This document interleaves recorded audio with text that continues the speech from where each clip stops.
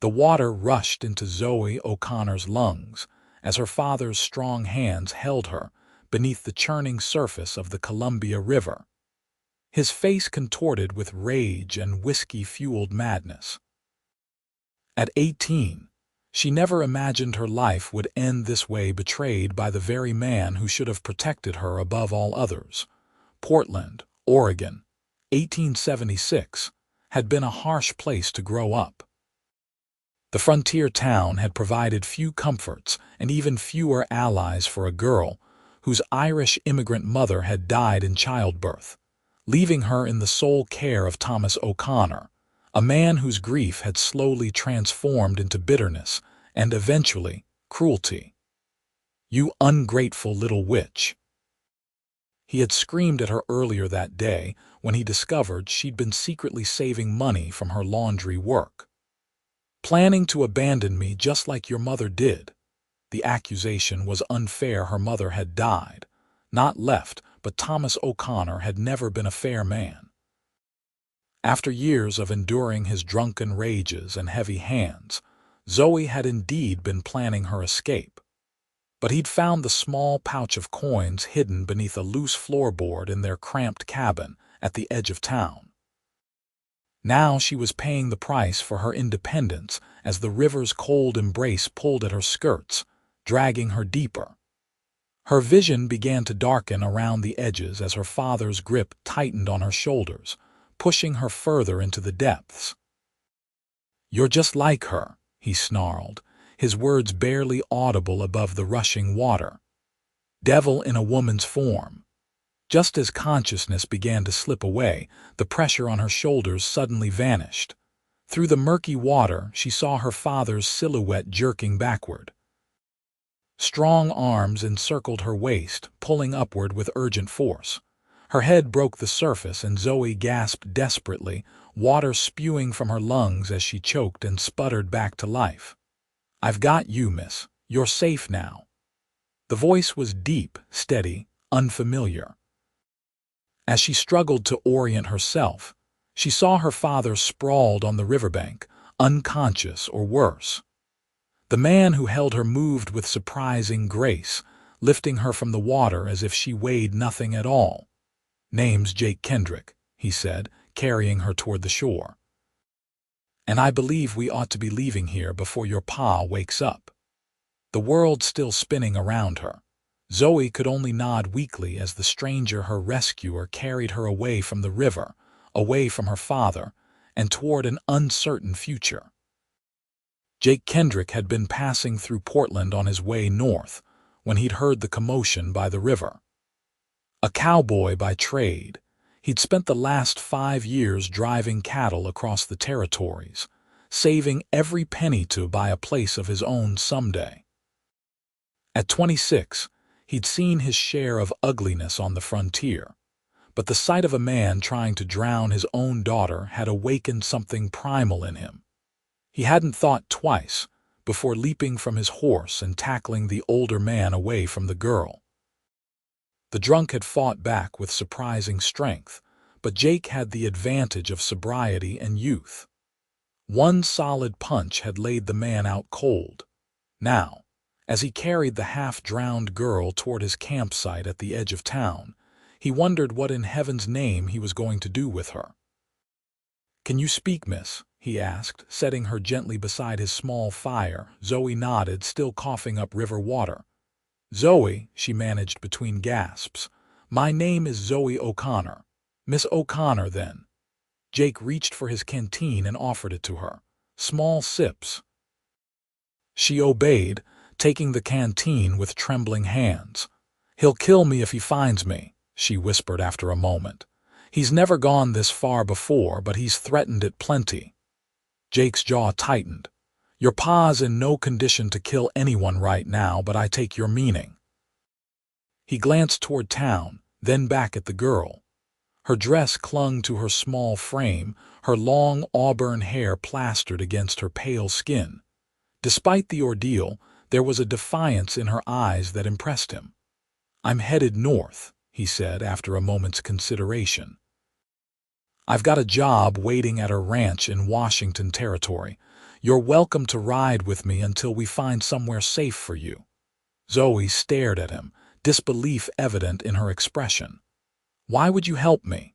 You don't know me." Jake shrugged, reaching for a worn blanket to drape around her shoulders. "I know enough. No one deserves what he was doing to you.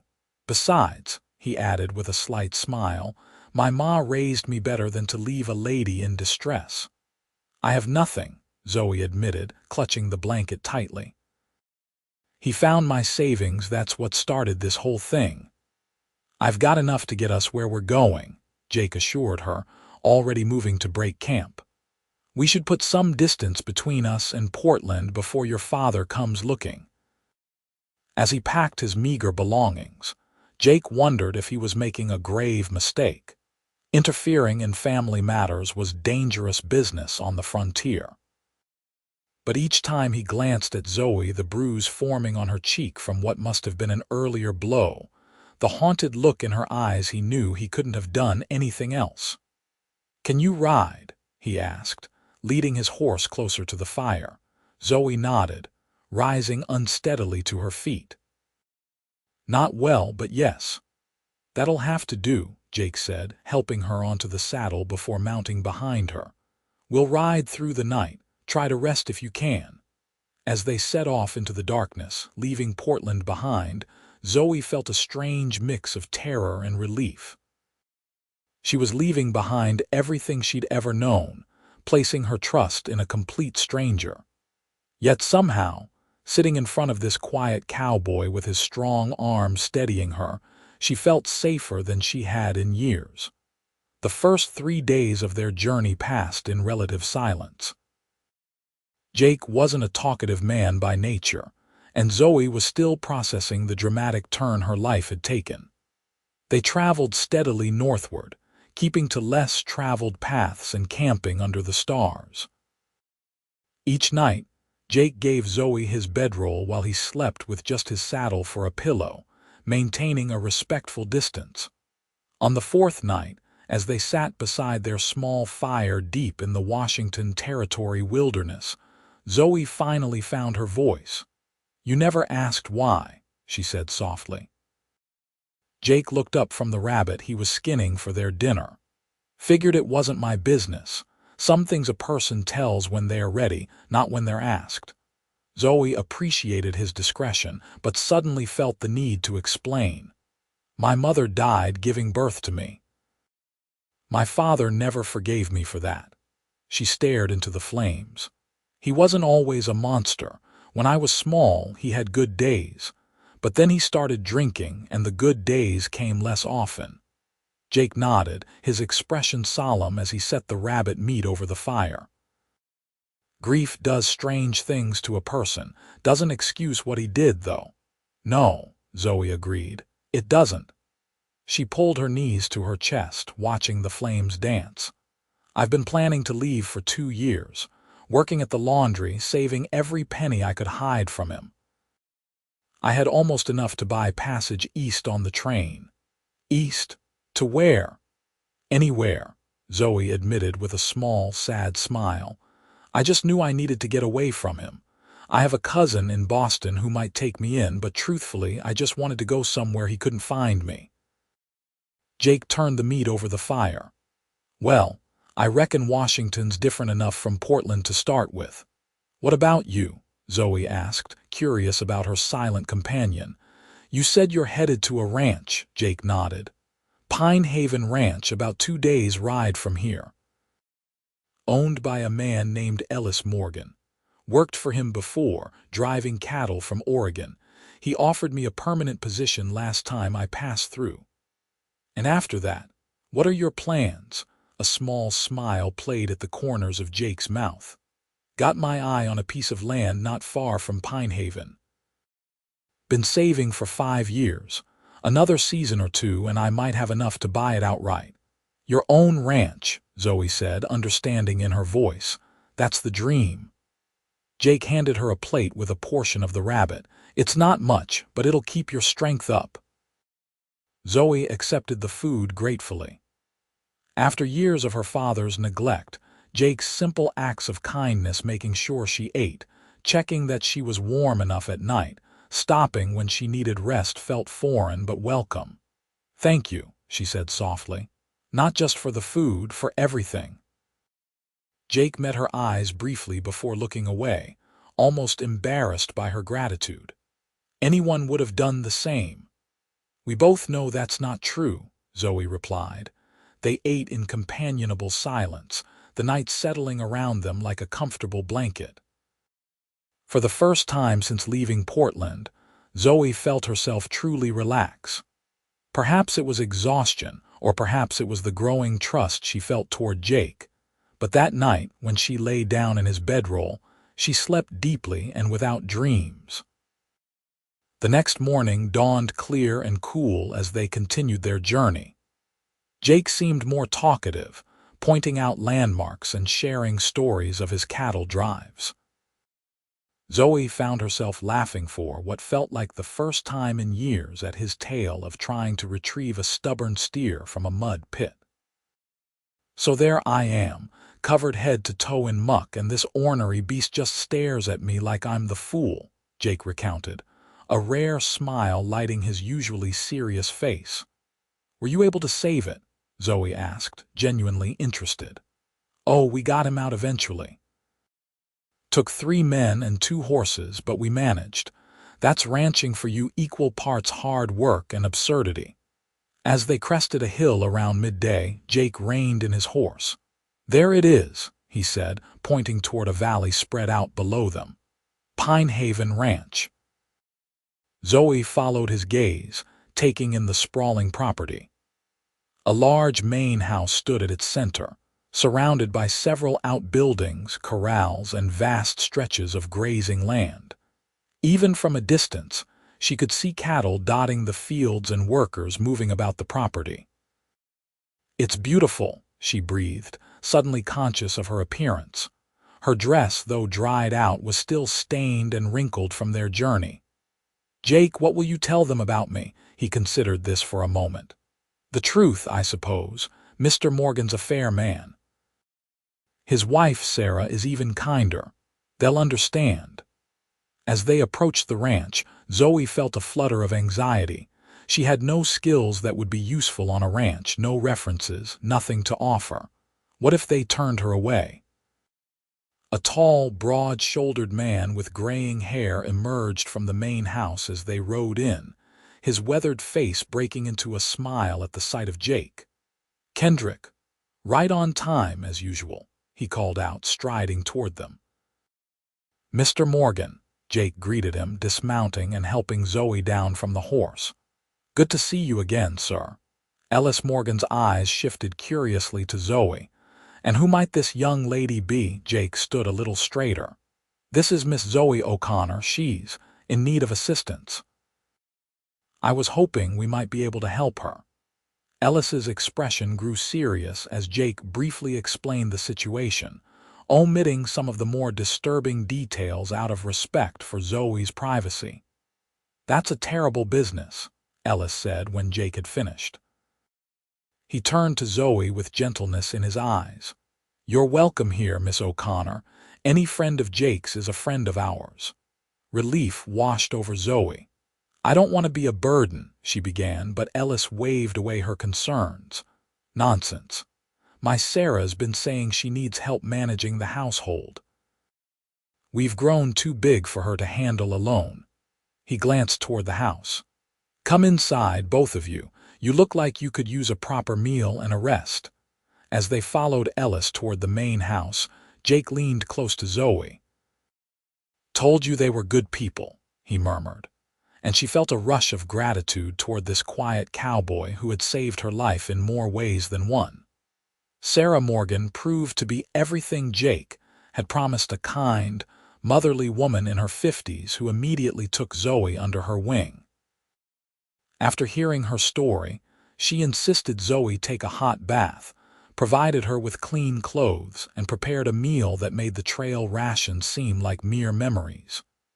"You poor dear," Sarah said as she brushed Zoe's long hair after her bath. "What a terrible ordeal you've been through." "Jake saved my life," Zoe said simply. I don't know what would have happened if he hadn't come along. Sarah's eyes twinkled knowingly. He's a good man, that one. Ellis has been trying to convince him to settle here permanently for years. He mentioned wanting to buy land nearby, Zoe commented. Indeed, there's a lovely piece just north of here, the old Peterson place. Jake's had his eye on it since he first came through 3 years ago. Sarah set down the brush. There, you look much better. Rest tonight, and tomorrow we'll talk about how you can help around here if you'd like to stay. The idea of staying, of having a safe place, was overwhelming. Thank you, Mrs. Morgan. I don't know how I'll ever repay your kindness. Sarah, please, the older woman corrected gently. And there's no debt between friends. Now get some rest.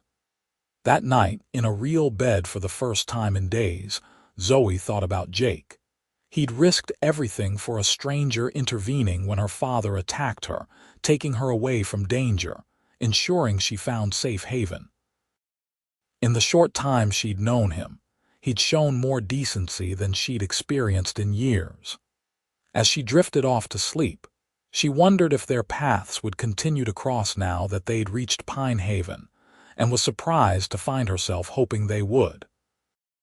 The next morning, Zoe woke to the sounds of a working ranch rooster's crowing, cattle lowing in the distance, workers calling to one another. For a moment she was disoriented, the soft bed and clean room unfamiliar after years in her father's shabby cabin and days on the trail. After dressing in the simple but clean clothes Sarah had provided, she made her way downstairs to find the kitchen bustling with activity. Sarah was directing 2 young women who appeared to be serving girls, while Ellis and several ranch hands, including Jake, sat at a long table enjoying a hearty breakfast. Jake looked up as she entered, and something in his expression made her heart flutter unexpectedly. He stood, offering her his seat beside him. "Morning," he said simply. "Sleep well. Better than I have in years," she admitted, taking the offered chair. Sarah immediately placed a full plate before her. "Eat up, dear. There's plenty to do today and you'll need your strength." Over breakfast, Ellis outlined the day's work for his men. Jake would be helping break some new horses, while others were assigned to mend fences, move cattle, or repair outbuildings. Zoe listened intently, fascinated by the workings of the ranch. When the men had filed out to begin their day, Sarah turned to Zoe. "Now, what are you skilled at, dear? Sewing, cooking, managing a household?" Zoe felt a flush of embarrassment. "I've worked in a laundry for the past few years. I can wash and iron quite well, and I can do basic mending.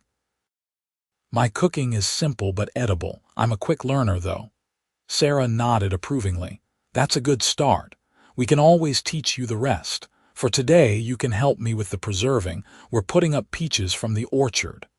The day passed in a blur of activity. Sarah proved to be a patient teacher, guiding Zoe through the process of preserving fruit, explaining the workings of the large ranch house, and introducing her to the other household staff. By evening, Zoe's hands were sticky with peach juice, but she felt a sense of accomplishment she hadn't experienced in a long time. At dinner, she found herself seated next to Jake again. He looked tired but satisfied, his skin tanned from a day in the sun. "How was your first day?" he asked quietly as the others engaged in lively conversation around them. "Busy but good," she replied. "Sarah's been very kind. How was yours? I heard you were breaking horses." A smile played at the corners of his mouth. "Got thrown twice, but we made progress. Ellis has some fine stock." Their conversation was interrupted by Ellis tapping his glass for attention. "I'd like to propose a toast," he announced. "To Jake Kendrick, for returning to Pine Haven, and to our new friend, Miss O'Connor. May you both find what you're looking for here." Everyone raised their glasses. As Zoe sipped her water, she caught Jake watching her, something unreadable in his blue eyes. Later that evening, as most of the household retired, Zoe found herself drawn to the front porch. The night was clear, stars spread like diamonds across the vast sky. She breathed deeply, savoring the clean air and the sense of safety that had been so elusive in her life. "Mind some company?" Jake's voice came from behind her. She turned, offering a small smile. "Not at all." He joined her at the porch railing, both of them gazing out at the moonlit ranch lands. For a while they stood in comfortable silence. "I wanted to thank you properly," Zoe said finally. "For what you did, for bringing me here." Jake shook his head slightly. "No need for thanks." "There is," she insisted. "You could have just pulled me from the river and gone on your way. You didn't have to take responsibility for me." He turned to face her then, his expression serious. "I couldn't leave you there, Zoe, not with him, not knowing what he might do." The use of her first name sent a small thrill through her. "Still, you took a risk. If he comes looking for me, let him come," Jake said firmly. "He'll find more than he bargained for." The protective note in his voice warmed her. "Will you stay? At Pinehaven, I mean." "For the season at least," Jake confirmed. "After that." He trailed off, looking toward the north where his dream property lay. "Your own ranch," Zoe finished for him. He nodded, a spark lighting his eyes. "It's good land, good water, room enough for a decent herd." "It sounds wonderful," Zoe said sincerely. Jake studied her face in the moonlight. "What about you? What do you want now that you're free of him?" The question caught her off guard. For so long her only goal had been escape. She hadn't allowed herself to dream beyond that. "I don't know," she admitted. "Safety, I suppose, a place where I belong." "You could belong here," Jake suggested quietly. "The Morgans seem taken with you." "They've been incredibly kind," Zoe agreed. "But I don't want to be a charity case forever. I need to make my own way somehow." Jake nodded, understanding in his eyes. "You will. You're stronger than you know." Coming from him, the words felt like more than empty reassurance. Jake Kendrick wasn't a man who offered false praise. "Thank you," she said softly. As they stood there in the moonlight, something shifted between them, a recognition, perhaps, of kindred spirits. Both had known hardship. Both were fighting for a future on their own terms. "I should get some rest," Zoe said eventually. "Sarah has a full day planned tomorrow." "Good night, then," Jake replied, his voice low. As she turned to go, she felt his hand briefly touch hers, a fleeting contact that sent warmth spreading through her. She glanced back, meeting his eyes one last time before heading inside, a new feeling taking root in her heart. The days at Pinehaven fell into a pleasant rhythm. Zoe worked alongside Sarah, learning to manage the large household, while Jake spent his days with the ranch hands. They saw each other at meals and occasionally in the evenings, their friendship growing steadily through small conversations and shared moments. 3 weeks after their arrival, Sarah approached Zoe as she was hanging laundry in the yard. "You've been a godsend, dear," the older woman said warmly. "I've been meaning to talk to you about making your position here more permanent." Zoe paused, a damp sheet in her hands. "Permanent?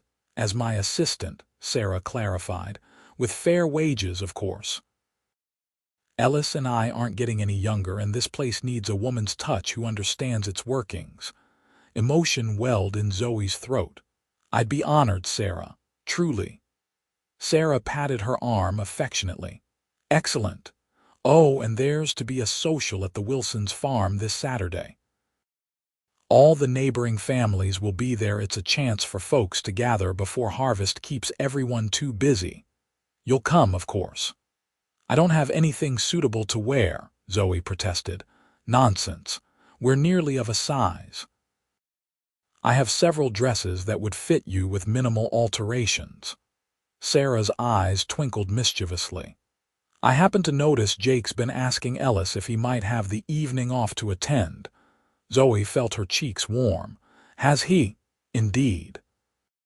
First time he's shown interest in a social gathering since we've known him." Sarah gave her a knowing look. He's a good man, Zoe. The quiet ones often have the most to offer. As Sarah walked away, Zoe returned to her laundry, her mind spinning with possibilities.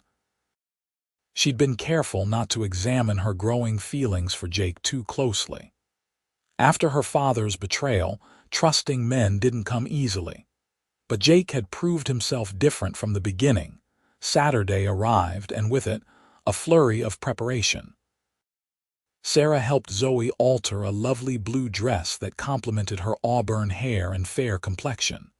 For the first time in years, Zoe took care with her appearance, allowing Sarah to arrange her hair in a becoming style. "There," Sarah said, standing back to admire her work. "You look beautiful, dear." When Zoe descended the stairs to the main hall where the ranch hands were gathering before departing for the social, she saw Jake waiting with the others. He wore clean clothes, his usually unruly brown hair combed neatly, his jaw freshly shaved. When he caught sight of her, he stilled, his eyes widening slightly. "Miss O'Connor," he said formally as she approached, though his eyes conveyed more than his words. "You look very nice." "Thank you, Mr. Kendrick," she replied with equal formality, though a smile tugged at her lips. "So do you." Ellis clapped his hands together. "Well then, shall we be off? The wagons are ready." The journey to the Wilson farm took nearly an hour, during which Zoe found herself seated beside Jake in one of the wagons. They spoke little, but the silence between them felt charged with unspoken things. The Wilson farm was ablaze with lanterns when they arrived, the barn cleared for dancing, tables laden with food prepared by the neighboring families. Music drifted from inside, where a fiddler and banjo player were already entertaining the early arrivals. "Quite a gathering," Zoe observed as Jake helped her down from the wagon. "Folks don't get many chances to socialize out here," he explained. "Makes these events special." Inside the barn, they were greeted warmly by the Wilsons and introduced to several neighboring families.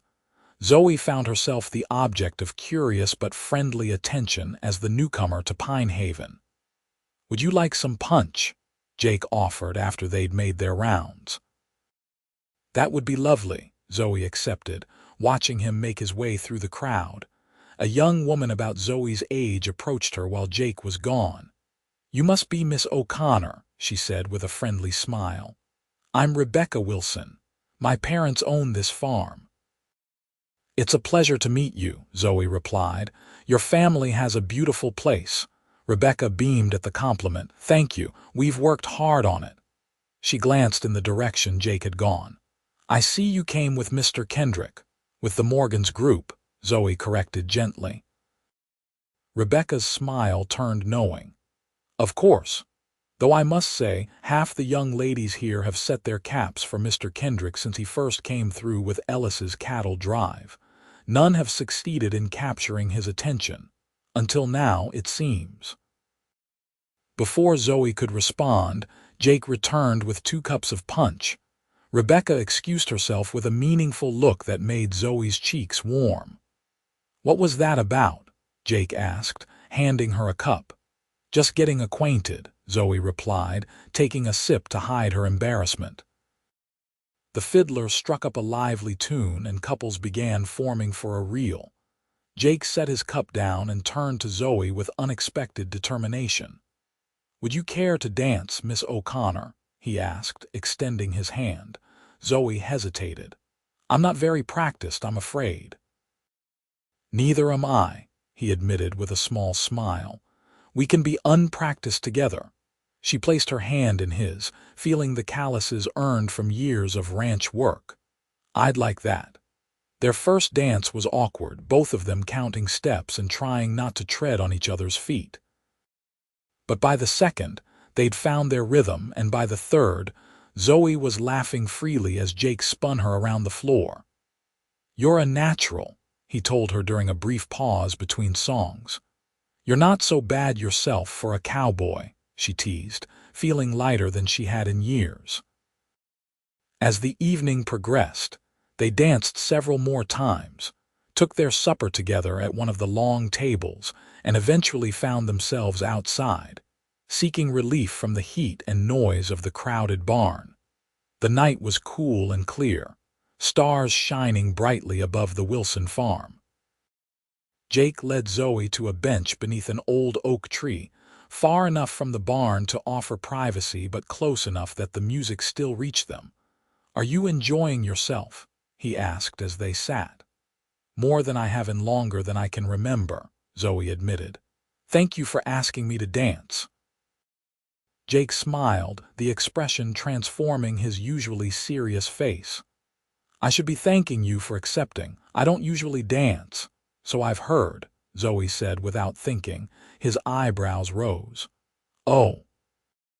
Miss Wilson mentioned you've never shown much interest in these gatherings before," Zoe explained, feeling suddenly shy. Jake was quiet for a moment.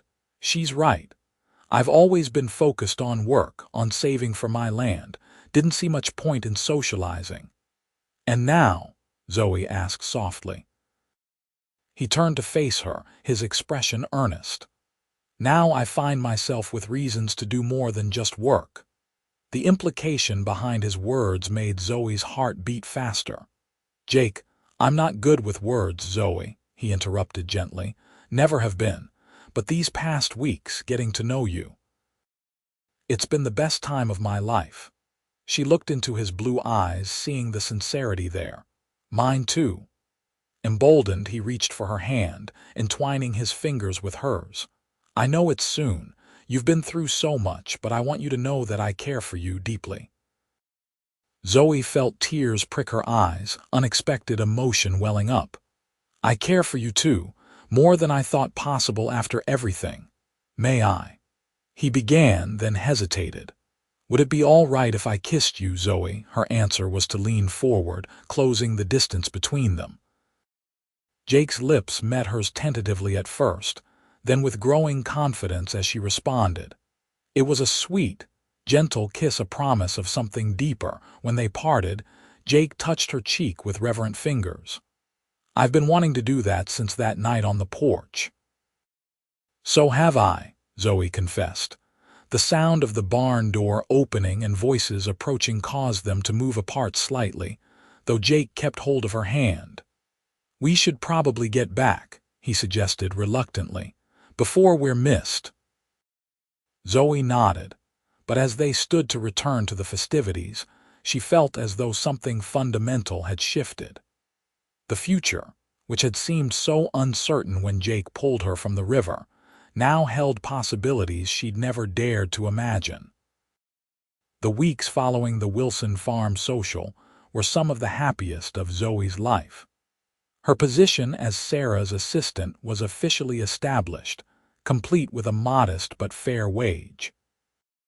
She threw herself into learning the intricacies of managing Pinehaven's household, determined to earn her keep and build a future for herself. Jake, meanwhile, continued his work with Ellis's horses and cattle, but found reasons to be near the main house whenever possible. Their courtship progressed slowly but steadily, with Jake often joining Zoe for evening walks around the property, or accompanying her on trips to the nearest town for supplies. It was during one such trip, nearly 2 months after their arrival at Pinehaven, that Zoe's past finally caught up with her. The small town of Riverview served as the trading center for the surrounding ranches and farms. Jake and Zoe had traveled there with one of the ranch wagons to purchase household supplies and mail letters. After completing their errands, they were loading their purchases when a voice cut through the busy street noise. Well, if it ain't the ungrateful daughter herself. Zoe froze, the familiar voice sending ice through her veins. Slowly, she turned to face her father.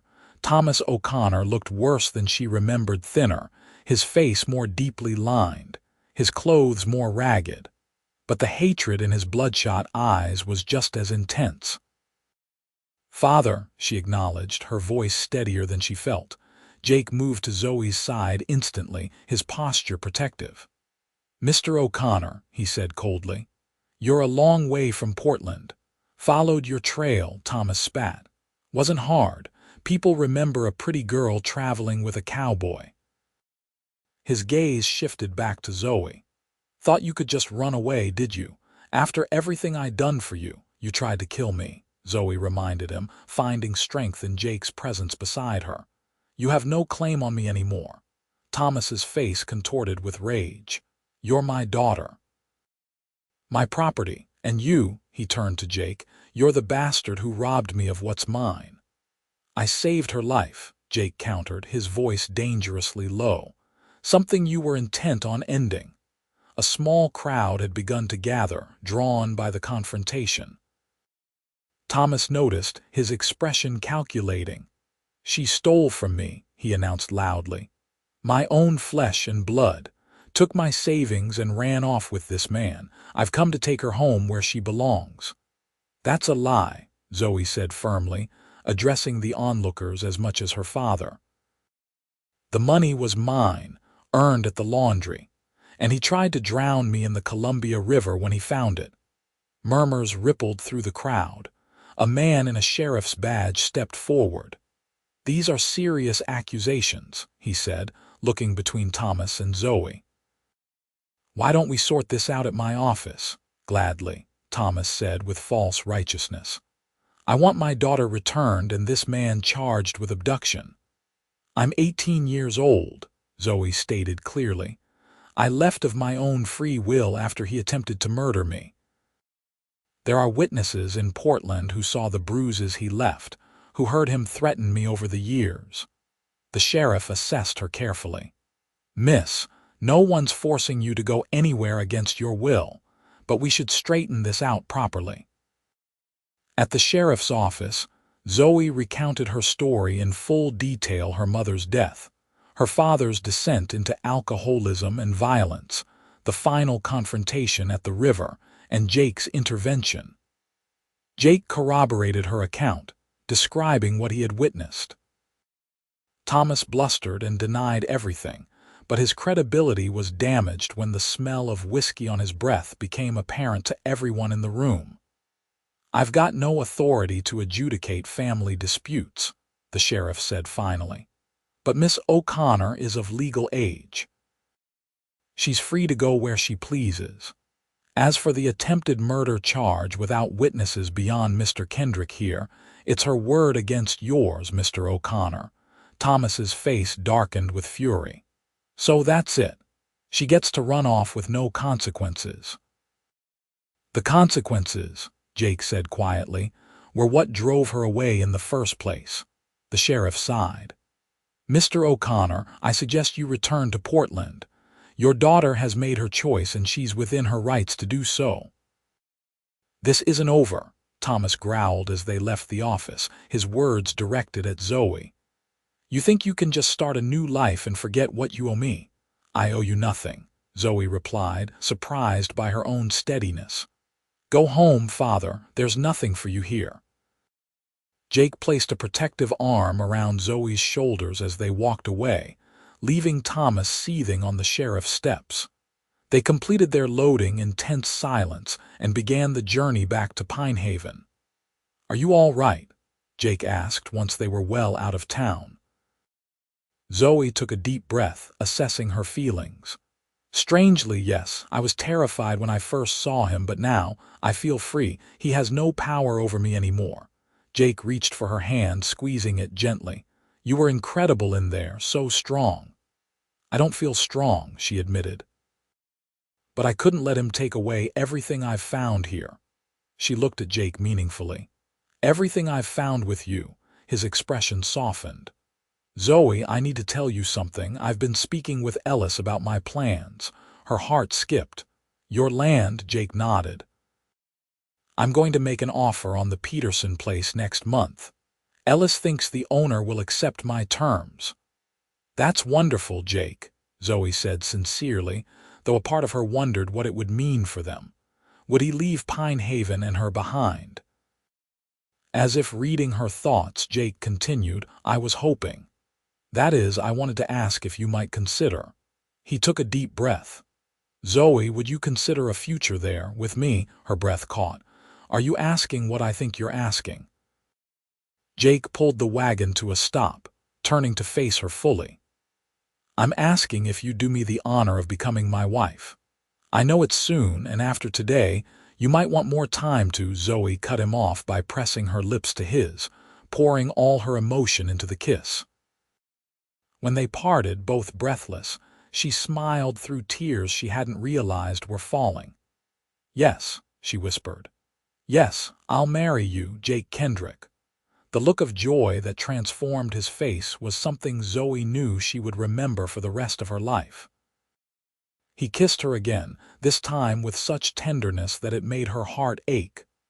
I promise you, he said against her lips, you'll never have reason to fear again. Not while I'm breathing. As they continued toward Pine Haven, the shadow of Thomas O'Connor seemed to recede, replaced by the brightness of the future Jake was offering. A home of their own. A life built on mutual respect and love, not fear and obligation. When they shared their news with the Morgans that evening, Sarah wept happy tears while Ellis clapped Jake on the back with fatherly pride. We'll host the wedding right here at Pine Haven, Sarah insisted. Oh, there's so much to prepare.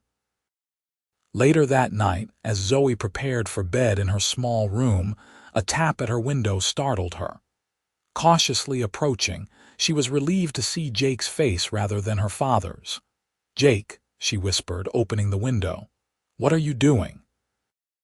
If Sarah catches you, I know, he said with a boyish grin that made him look younger than his 26 years. I just wanted to give you this before I lost my nerve. He handed her a small object, a ring, simple but beautiful, with a small pearl set in silver. It was my mother's, he explained. My father gave it to me before he passed, said I should give it to the woman who captured my heart as completely as my mother captured his. Zoe slipped it onto her finger, finding it fit perfectly. It's beautiful, Jake. Thank you. I love you, Zoe O'Connor, he said simply, the words hanging in the night air between them. And I love you, Jake Kendrick, she replied, the declaration feeling right and true. With one last kiss through the window, Jake disappeared into the darkness, leaving Zoe to marvel at how much her life had changed in just a few short months. From the depths of the Columbia River to the promise of a future with a man who truly cherished her, it seemed almost too much to believe.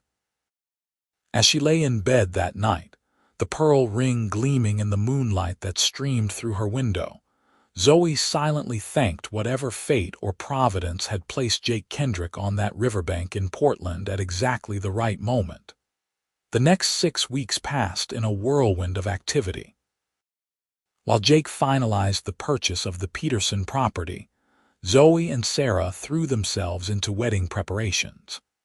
The ceremony was set for early October, before the winter weather would make travel difficult for the neighboring ranchers and farmers who had been invited to celebrate with them. Ellis and Sarah insisted on treating Zoe as a daughter, providing a generous dowry in the form of household necessities, linens, and even a small herd of cattle as a wedding gift.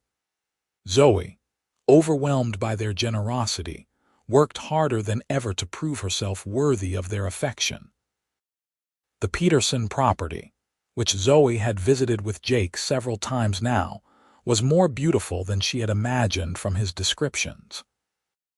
Set on a gentle rise overlooking a small creek, the land boasted rich pastures, a stand of timber, and a small but sturdy cabin that Jake was already working to enlarge before winter set in. It will be a modest beginning, he had warned her during their first visit. Nothing like Pine Haven. It will be ours, she had replied simply. That makes it perfect.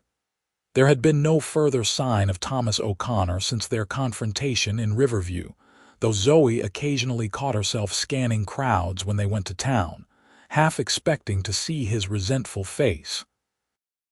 Jake, sensing her unease, never left her side during these trips. The wedding day dawned clear and crisp, the October air carrying the first hints of the winter to come. Sarah had transformed the main house at Pine Haven, decorating with autumn flowers and ribbons. Guests began arriving mid-morning, bringing gifts and well wishes for the young couple. In Sarah's bedroom, Zoe stood before the mirror as the older woman helped her dress.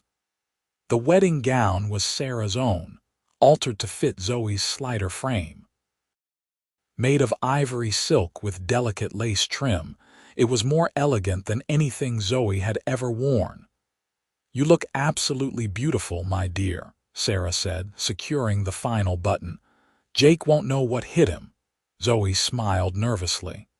"I can hardly believe this is happening. 6 months ago, I was working in a laundry in Portland, just trying to survive each day." Sarah squeezed her shoulders gently.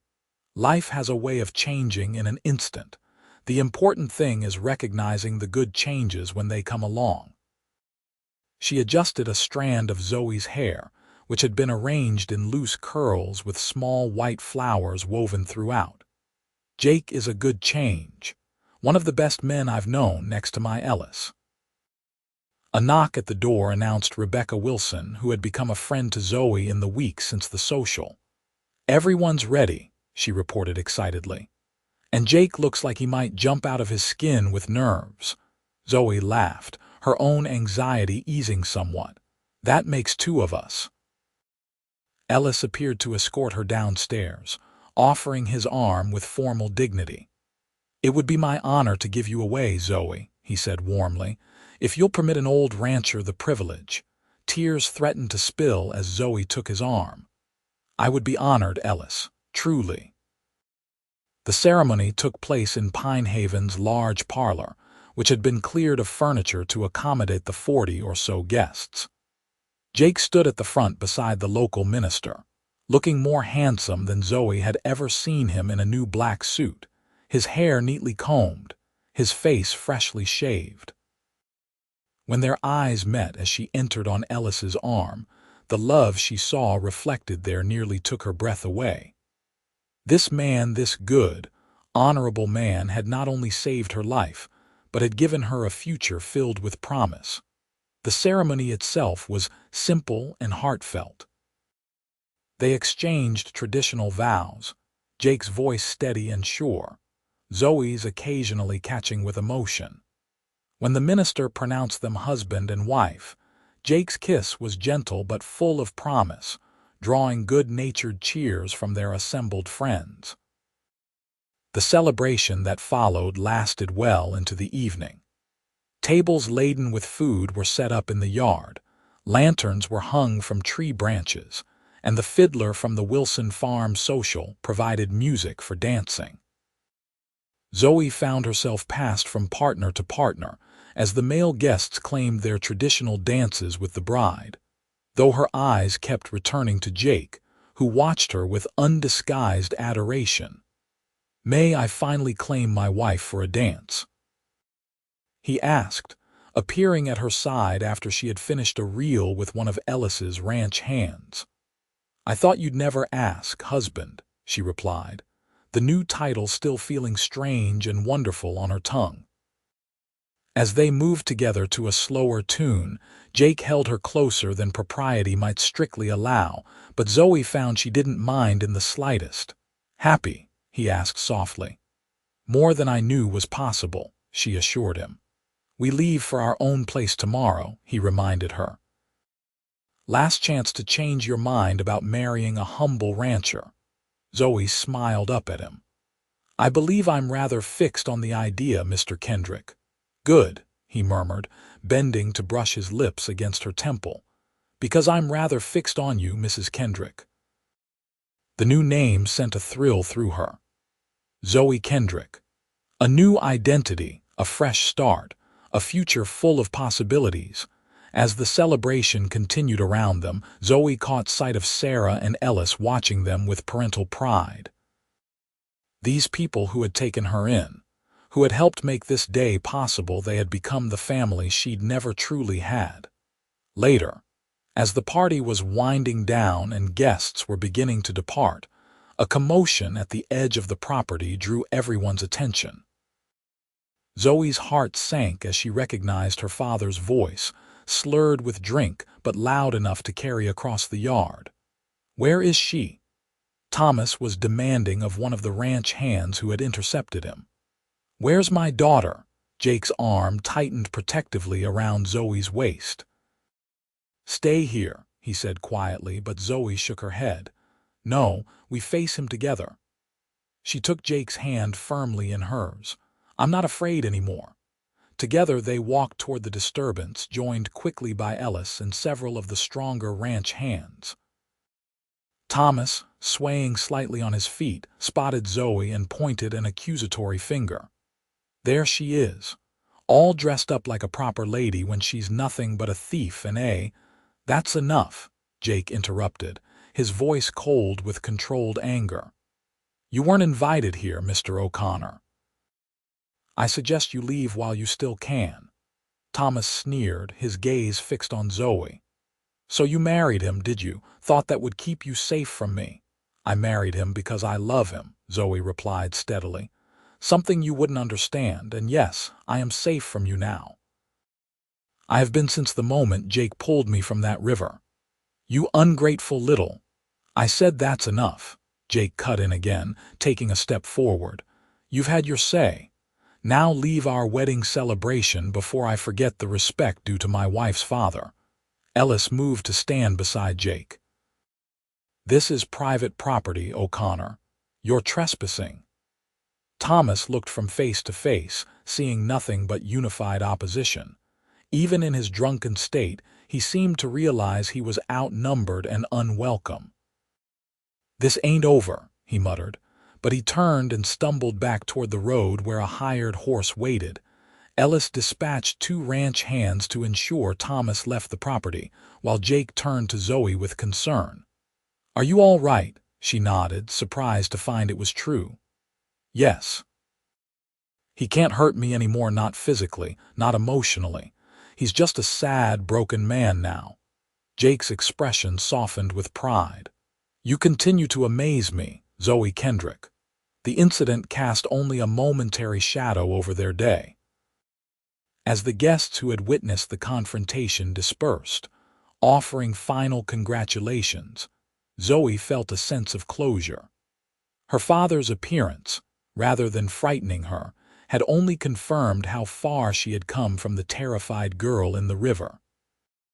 That night, in the privacy of the small guest cottage that Ellis had prepared for their wedding night, Jake and Zoe came together as husband and wife for the first time. His touch was gentle, reverent, his patience infinite as Zoe navigated the unfamiliar territory of physical intimacy. By the time dawn broke over Pine Haven, Zoe had discovered yet another dimension to the love they shared, and any lingering shadows from her past seemed to have been banished completely. The move to their own ranch the following day marked the true beginning of their life together.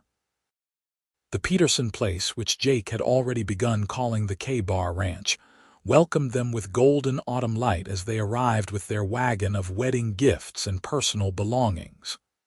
"Welcome home, Mrs. Kendrick," Jake said, lifting her down from the wagon with strong, sure hands. As Zoe stood before the cabin that would be their home, her heart full to bursting with love and hope, she knew with absolute certainty that her life's darkest day, when her father had tried to drown her in the Columbia River, had ultimately led her to her greatest happiness. The first year at the K-Bar Ranch brought challenges and joys in equal measure. Winter arrived early and stayed late, testing the young couple's resilience as they weathered blizzards in their small cabin. The improvements Jake had started before their wedding proved invaluable. The extra room he'd added gave them space to store supplies, and the reinforced roof withstood even the heaviest snowfalls. Zoe discovered hidden talents during those long winter months. Her mending skills expanded to include quilting, taught via letters from Sarah that arrived sporadically when the weather permitted travel. She learned to make soap and candles from scratch, preserving precious store-bought supplies. Most importantly, she became Jake's true partner in building their dream, offering suggestions for the ranch's future that he valued and often implemented. When spring finally arrived, they threw themselves into the work of expanding their operation. The small herd of cattle that had been part of their wedding gift from the Morgans had weathered the winter well, and the first calves were born in April, bringing excitement and renewed purpose. Jake hired 2 ranch hands to help with the increasingly demanding work, young men from nearby farms who were eager to learn the cattle business. Zoe found herself unexpectedly in charge of feeding the small crew, her cooking skills improving by necessity. Summer brought its own rhythm of work, branding the new calves, mending fences, putting up hay for the coming winter. Zoe discovered she had a particular talent with the vegetable garden she'd planted behind the cabin, producing enough to feed them well and even preserve some for winter. Their first anniversary approached as autumn painted the surrounding hills in gold and crimson. The K-bar had grown modestly but steadily under their care. The herd had nearly doubled. The cabin had been further expanded to include a proper kitchen, and Jake had constructed a small barn with the help of his hired men. A week before their anniversary, as Zoe prepared breakfast in their cozy kitchen, she finally shared the news she'd been certain of for almost a month. "Jake," she said, setting a plate of eggs and bacon before him, "I have something to tell you." He looked up from the tally book where he'd been calculating figures for their winter supplies. "What is it?" Taking a deep breath, Zoe placed a hand over her still flat stomach. "We're going to have a baby. In spring, I think." Jake's expression shifted from surprise to wonder to absolute joy in the span of seconds. He stood so quickly his chair nearly toppled backwards, crossing to her in 2 long strides and gathering her in his arms. "A baby," he repeated, his voice thick with emotion. "Our baby." Zoe nodded, her own eyes filling with happy tears. "Are you pleased?" "Pleased," Jake laughed, the sound full and rich. "Zoe, there aren't words." He placed a gentle hand over hers on her stomach. "When did you know?" "I've suspected for a few weeks. But I wanted to be sure before I told you." Jake kissed her then, pouring all his joy into the contact. When they parted, he rested his forehead against hers. "I love you, Zoe Kendrick, more than I ever thought possible."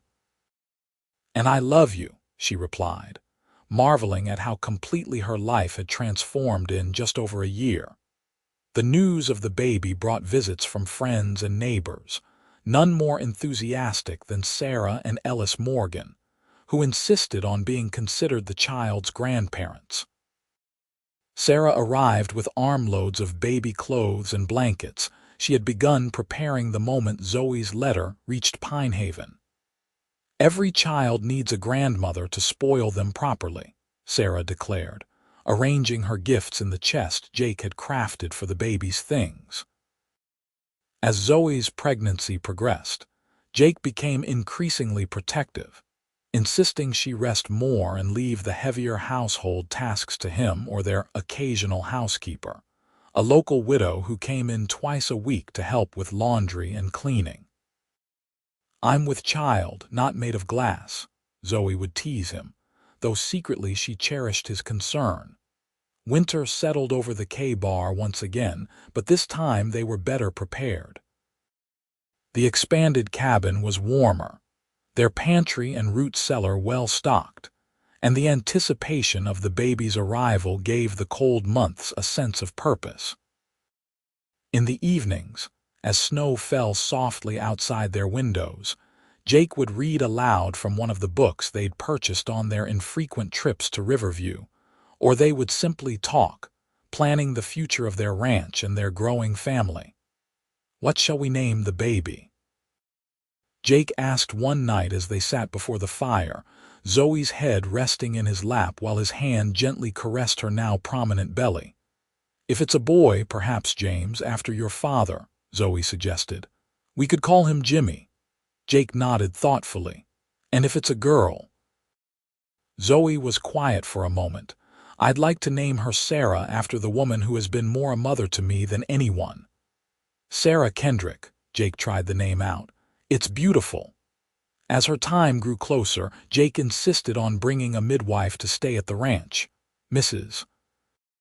Peterson, a stern but kind woman in her 50s who had delivered half the babies in the county, arrived 2 weeks before Zoe's expected confinement, bringing with her decades of experience and a reassuring confidence that eased both parents' nerves. The baby, however, had plans of its own. 3 days after Mrs. Peterson's arrival, in the midst of a late March snowstorm, Zoe went into labor. The pains began shortly after breakfast and progressed rapidly, catching everyone by surprise. First babies often take their time, Mrs. Peterson commented as she helped Zoe to the bedroom. But this little one seems eager to meet the world.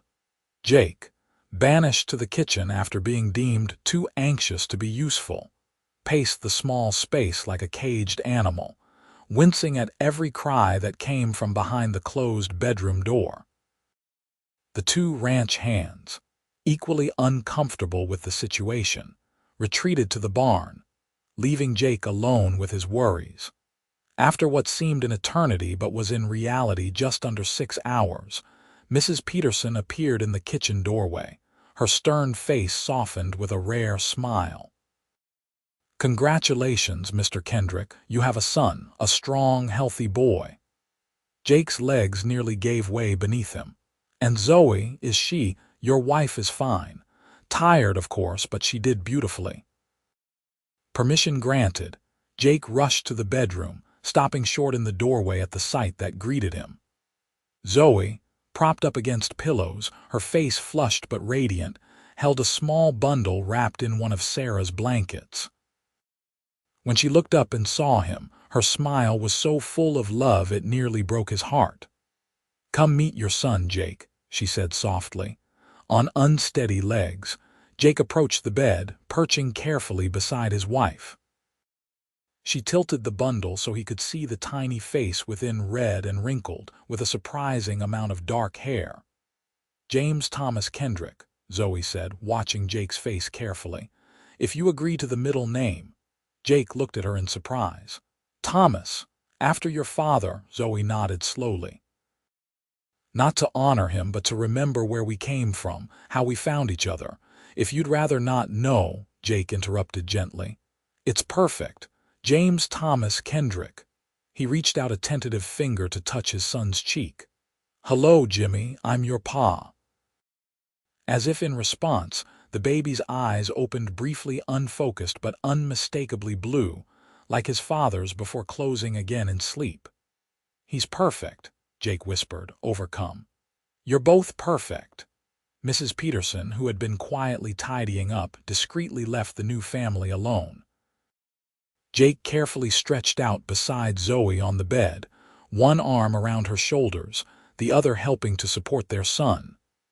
"When I pulled you from that river," he said after a long moment of contented silence, "I never imagined this, that saving one life would lead to creating another." Zoe leaned her head against his shoulder. "You didn't just save my life, Jake. You gave me a new one, a better one than I ever dreamed possible."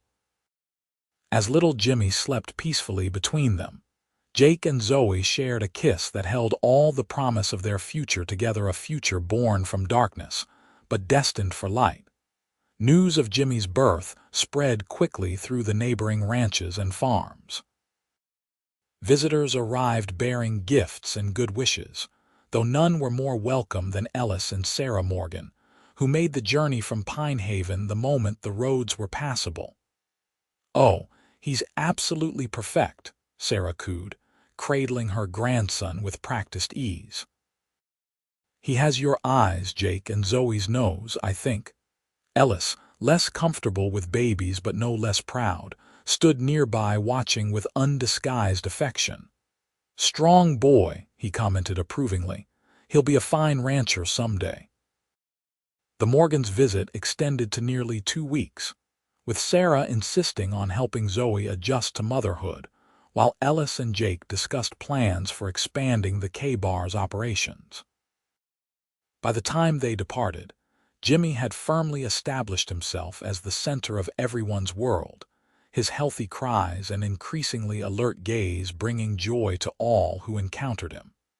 As spring gave way to summer, life at the K-Bar settled into a new rhythm centered around the baby's needs. Jake built a cradle that could be moved from room to room, allowing Zoe to keep Jimmy nearby while she worked. The vegetable garden expanded to include herbs for baby remedies, and the small family often ate their meals outdoors, Jimmy sleeping peacefully in his cradle beneath the shade of a nearby cottonwood tree. On a warm July afternoon, as Zoe sat nursing Jimmy on the cabin's front porch, an unexpected visitor appeared on the road leading to their property. Her heart stuttered for a moment before she recognized not her father, as she had initially feared, but the Riverview sheriff. "Afternoon, Mrs. Kendrick," Sheriff Davis called as he approached, tipping his hat respectfully. "Is your husband about?" "He's in the south pasture," Zoe replied, adjusting her shawl to cover herself and Jimmy. "Can I help you with something, Sheriff?" The lawman dismounted, tying his horse to the porch railing. "I have some news that concerns you both, madam. Would you like me to wait for Mr. Kendrick? He should be back shortly," Zoe said, a knot of anxiety forming in her stomach.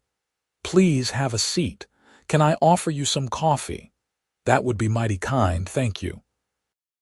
While the sheriff waited on the porch, Zoe settled Jimmy in his cradle and quickly prepared coffee. Her mind raced with possibilities. Had her father caused trouble in town? Was there some legal issue with their land? Jake returned just as she was serving the coffee, his expression instantly alert at the sight of the sheriff on their porch. "Sheriff Davis," he greeted the man cautiously. "What brings you out this way?" "I'm afraid I have some difficult news," Davis began once they were all seated. "It concerns Thomas O'Connor." Zoe tensed, her hand finding Jake's. "He was found deceased 3 days ago in his room at the Riverview Hotel," the sheriff continued. "Appears he drank himself to death, according to Doc Wilson." A complex wave of emotions washed over Zoe's shock, a strange kind of grief and something that felt uncomfortably like relief. "I see," she said quietly. "Thank you for coming to tell us personally." "There's more," Davis added, shifting uncomfortably. "He left a letter, addressed to you, Mrs. Kendrick." He reached into his vest pocket and withdrew a folded paper, which he handed to Zoe with obvious reluctance. "I'll give you some privacy," he said, standing. "I'm sorry to have brought such news." Jake saw the sheriff off while Zoe stared at the unopened letter in her hands. When he returned, he sat beside her, his presence solid and reassuring. "You don't have to read it," he said gently. "I do," Zoe contradicted him. "I need to know what he had to say." With trembling fingers, she unfolded the letter. The handwriting was shaky but recognizable as her father's. "Zoe, by the time you read this, I'll be gone. The drink's finally catching up with me. Doc says my liver's shot. I won't ask your forgiveness. What I did to you that day at the river and all the days before is beyond forgiving. The drink made me crazy, but that's no excuse. Your mother would be ashamed of me. She loved you before you were even born, talked to you, sang to you. When she died bringing you into this world, something in me died too. I blamed you when I should have blamed God or fate or my own weakness. I heard you have a son now. Don't let my blood poison him. Be better to him than I was to you." Thomas O'Connor tears fell freely down Zoe's cheeks as she finished reading. Jake, who had read over her shoulder, put his arm around her, drawing her close. "He acknowledged what he did," she said softly. "He didn't try to justify it." Jake nodded. "It's not an apology, but it's something." "He never even used the word father," Zoe noted, wiping her tears. as if he knew he'd forfeited the right to call himself that. They sat in silence for a long moment, the letter between them a final chapter in a painful history. "Are you all right?" Jake asked finally. Zoe considered the question carefully. "I think I am, or I will be." She looked toward Jimmy's cradle where their son slept peacefully. "He was right about one thing: we'll be better parents than he was. Jimmy will never know anything but love from us." Jake pressed a kiss to her temple. "Never," he promised. In the days that followed, Zoe found herself reflecting on her father's life and death, grieving not so much for the man he had been, but for the father he might have been. Had grief and alcohol not twisted him? She wrote to Sarah, sharing the news and her conflicted feelings, receiving in return a letter full of wisdom and comfort. By the time autumn returned and their first anniversary as parents approached, the shadow of Thomas O'Connor had receded, replaced by the joy of watching Jimmy grow and thrive. He was crawling now, exploring their cabin with determined curiosity, his blue eyes bright with intelligence and mischief. The K-Bar Ranch had prospered as well. Jake's careful management and hard work had increased their herd significantly, and the modest profit from their first cattle sale had been reinvested in improving the property. The original cabin was now the center of a more substantial house, with proper bedrooms and a larger kitchen where Zoe could preserve the bounty from her expanded garden. On the anniversary of the day, Jake had pulled Zoe from the Columbia River, a date they marked privately each year. They sat together on the porch of their home, watching the sunset paint the western sky in brilliant hues. Jimmy played on a blanket at their feet, babbling happily to himself. "Do you ever think about how different our lives would be if you hadn't been there that day?" Zoe asked, her head resting against Jake's shoulder. "Sometimes," he admitted. "But then I remind myself that you're exactly where you're meant to be, where we're all meant to be." Zoe smiled, watching as Jimmy pulled himself up using the porch railing, his little face triumphant. "I believe that too. Everything that happened, even the worst of it, led us here, to this life, to our son." Jake's arm tightened around her. "And there's more life to come, more years, more memories. Maybe more children," Zoe suggested with a meaningful glance. Jake's eyebrows rose. "Zoe Kendrick, are you trying to tell me something?" She laughed, the sound clear and joyful in the evening air. "Not yet, but perhaps soon, if you're agreeable." "More than agreeable," Jake assured her, bending to kiss her softly. "I want everything with you, Zoe, everything life has to offer." As darkness settled over the K-Bar Ranch, and the first stars appeared in the vast sky above, Zoe O'Connor Kendrick looked at the life she had built with the man who had saved her their thriving ranch, their beautiful son, their deep and abiding love for one another, and knew with absolute certainty that she had found the place where she truly belonged. The river that had nearly claimed her life had instead carried her to her destiny, and for that she would be forever grateful. 5 years later, the spring roundup at the K-Bar Ranch was in full swing, the air filled with the sounds of cattle, the calls of cowboys, and the occasional burst of laughter. From the porch of the ranch house, Zoe watched as Jake directed the operation. Their oldest son, Jimmy, now 5, perched proudly on his own pony nearby, observing everything with keen interest. At 6 months pregnant with their third child, Zoe had reluctantly agreed to leave the more strenuous work to others this year, though she still managed the household and kept an eye on 3-year-old Sarah, who was currently helping the cook prepare meals for the hungry ranch hands. The K-Bar had grown considerably in the years since its humble beginnings. What had started as a small cabin and a modest herd was now a respectable operation with a handsome 2-story house, substantial barns and outbuildings, and one of the finest herds of cattle in the territory. Jake's natural skill with livestock and Zoe's head for business had proven a formidable combination. "Mama, look," Jimmy called excitedly, urging his pony toward the porch. "Pa says I can help with the calves tomorrow." Zoe smiled at her son's enthusiasm. With his father's blue eyes and her auburn hair, Jimmy was a perfect blend of them both and had inherited Jake's love of ranching from an early age. "That's wonderful, sweetheart," she replied.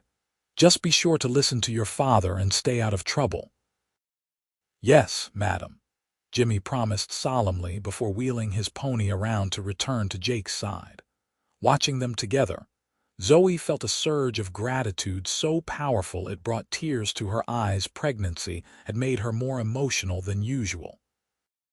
Her children would never know the fear and uncertainty that had marked her own childhood.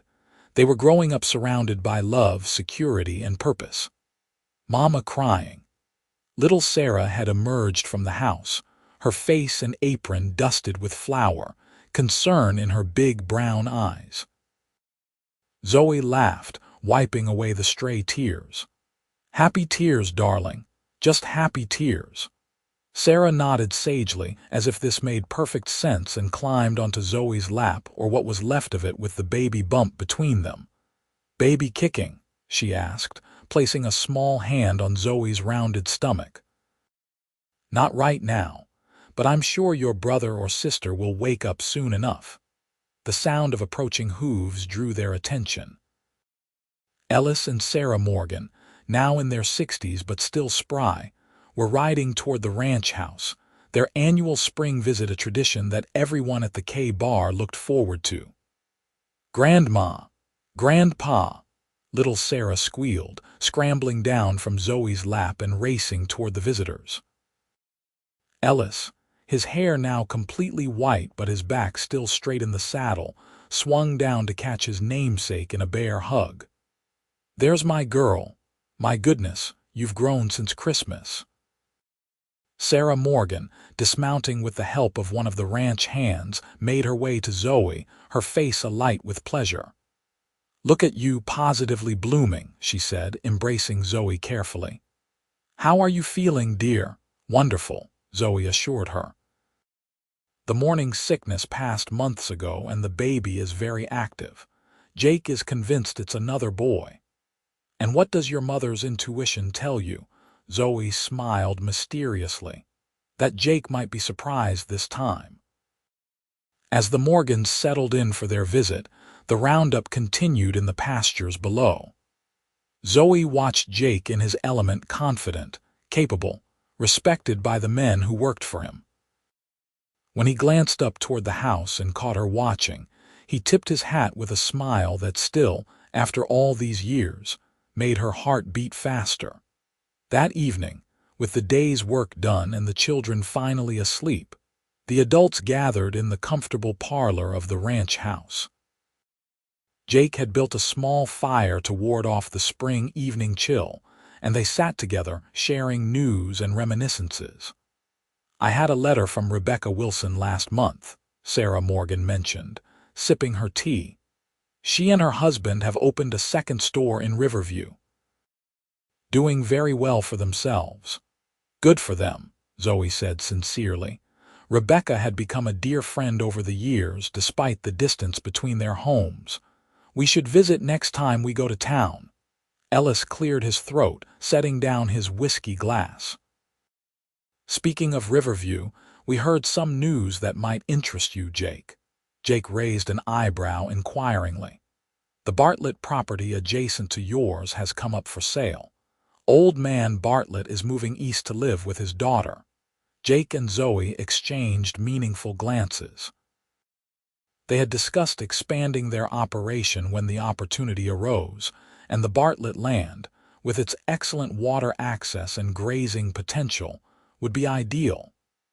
"That is interesting news," Jake agreed. "I'll ride over and speak with Mr. Bartlett before he leaves." "I thought you might," Ellis said with satisfaction. "It would be a fine addition to the K-Bar." Later, after the Morgans had retired to the guest room and the house had grown quiet, Jake and Zoe stood together on the porch, his arms wrapped around her from behind, his hands resting protectively on her pregnant belly. "What do you think about the Bartlett place?" he asked, his breath warm against her ear. Zoe leaned back against his solid chest. "I think it's perfect. The additional water rights alone make it worthwhile, not to mention the grazing land. We'd need to hire more hands, though," Jake chuckled. "Always the practical one, but you're right." His hands caressed her stomach gently. "I want to build something that will last, something we can pass down to our children." "And their children," Zoe added, placing her hands over his. "A legacy." They stood in comfortable silence for a moment, listening to the night sounds of the ranch, the occasional lowing of cattle, the soft nickering of horses in the barn, the distant howl of a coyote. "Did I ever tell you," Jake said softly, "that the moment I saw your father pushing you into that river, something inside me knew my whole life was about to change?" Zoe turned in his arms to face him. "No, you never mentioned that. It's true. It wasn't just instinct that made me jump in after you. It was like I recognized you somehow, like my soul knew yours before we'd ever spoken." "Jake Kendrick," Zoe teased gently. "Are you turning poetic in your old age?" He grinned, the boyish expression that still made her heart skip. 31 is hardly old, Mrs. Kendrick, and if loving you has made me poetic, I'll accept the charge." She rose on tiptoe to kiss him, still marveling after all these years at how perfectly they fit together. "I love you," she whispered against his lips. "And I love you," he replied, his hand moving to cradle her cheek. "Always have, always will." As they made their way back inside, arm in arm, Zoe thought about the long, winding path that had led her here, from a frightened girl fighting for her life in a river to a woman blessed with love, family, and purpose. The dark waters that had nearly claimed her had instead carried her to the shores of a life more beautiful than she could have imagined. Jake had not only pulled her from that river, he had shown her how to navigate the currents of life with courage and grace. Together, they had built something strong and enduring, a ranch, a family, a love that would outlast them both. And as the baby stirred within her, a new chapter of their story preparing to unfold, Zoe knew with absolute certainty that the best was yet to come.